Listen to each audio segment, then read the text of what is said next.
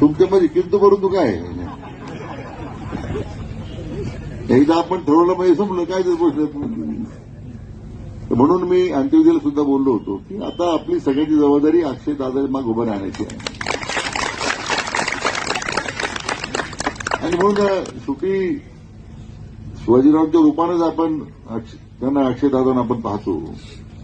अनेक वक्त्यांची भावना व्यक्त केली. मी तर अंत्यविधीलाच बोललो होतो हे की आपल्या भविष्यामध्ये अक्षयच्या बरोबर आपल्या सगळे उभं राहायचं आहे. तेव्हा वेगळी काही भावना कोणाच्या मनात नाही आहे. ही सगळी वाटचाल निश्चितपणे आपण सगळे म्हणून चांगली करू. आणि खरं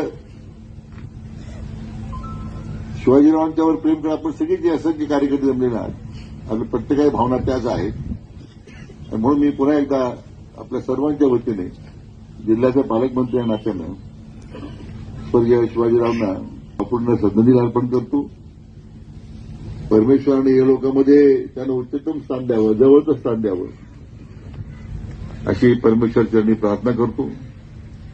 आणि जे दुःख सर्वांना झालेलं आहे, जो आघात झालेला आहे, यातून परमेश्वरानं त्या कुटुंबाला सावरण्यासाठी, आम्हाला सगळ्या कार्यकर्त्यांना सावरण्याकरता परमेश्वराने आम्हाला शक्ती द्यावी अशी प्रार्थना करतो.